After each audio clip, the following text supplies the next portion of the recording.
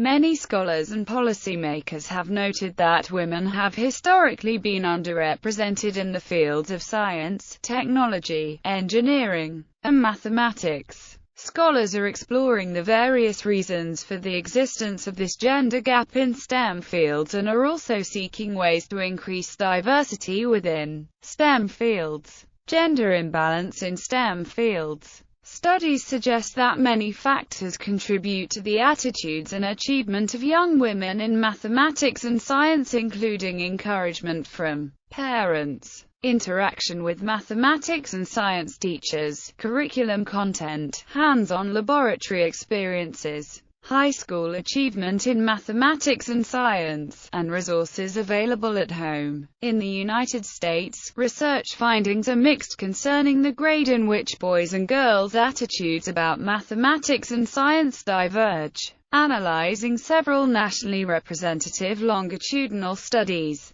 one researcher found few differences in girls' and boys' attitudes towards science in the early secondary school years. Students' aspirations to pursue careers in mathematics and science influence both the courses they choose to take in those areas as well as the level of effort put forth in these courses. A report by the U.S. Department of Education found that the gap in the career aspirations of boys and girls in science or engineering fields exists as early as 8th grade. Among the 8th grade class of 1988, boys were more than twice as likely as girls to aspire to be scientists or engineers, although girls were more likely than boys to aspire to professional, business, or managerial occupations. While male and female high school seniors are equally likely to expect a career in science or mathematics, male seniors are much more likely than their female counterparts to expect a career in engineering.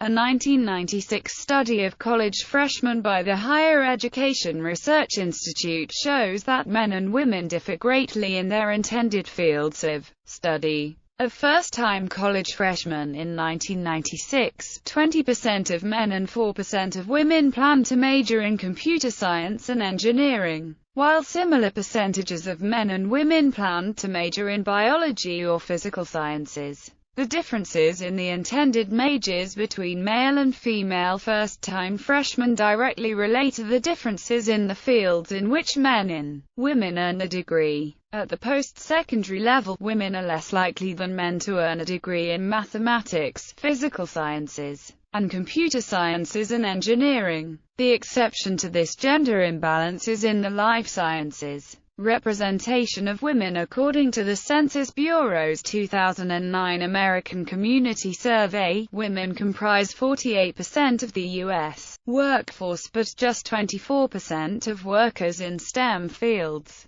Half as many women are working in STEM jobs as would be expected if gender representation in STEM professions mirrored the overall workforce. This underrepresentation has remained fairly consistent over the past decade, even as women's share of the college-educated workforce has increased. Among STEM jobs, women's representation has varied over time. While the percentage of women has declined in computer and math jobs, their percentage has risen in other occupations. In 2009, women comprised 27% of the computer and math workforce, a drop of 3 percentage points since 2000. Engineers are the second largest STEM occupational group, but only about 1 out of every 7 engineers is female. Men are much more likely than women to have a STEM career regardless of educational attainment. Women in STEM fields earn considerably less than men, even after controlling for a wide set of characteristics such as education and age. On average, men in STEM jobs earn $36.34 per hour while women in STEM jobs earn $31.11 per hour. Percentage distribution of probable fields of study among first-time college freshmen.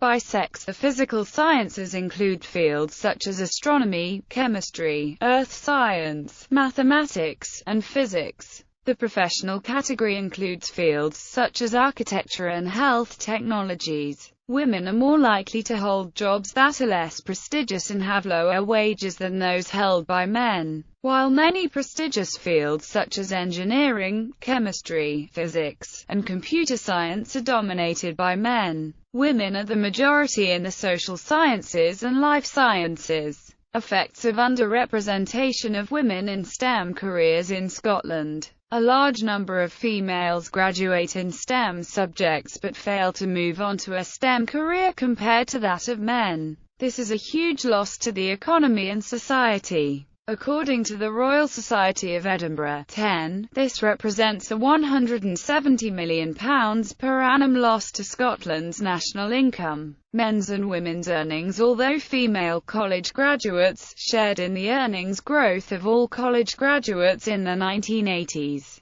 they earned less on average than male college graduates. Some of the differences in salary are related to the differences in occupations entered by women and men. Among recent science and engineering bachelor's degree recipients, women were less likely than men to be employed in science and engineering occupations. There remains wage gap between men and women in comparable scientific positions. Among more experienced scientists and engineers, the gender gap in salaries is greater than for recent graduates. Salaries are highest in mathematics, computer science, and engineering, fields in which women are not highly represented. While one possibility could be due to less interest in such subjects, another contributing factor is cultural expectations and stereotyping. Among recent college graduates who majored in the natural sciences, women earned less than men did. However, there was no measurable difference between the starting salaries of men and women who majored in computer sciences and engineering. Even though women make up about half of the labor market, they are underrepresented in jobs in scientific fields and paid less than men. Recent advances in technology. Abbott states that the ubiquity of computers in everyday life has seen the breaking down of gender distinctions in preferences for and the use of different applications.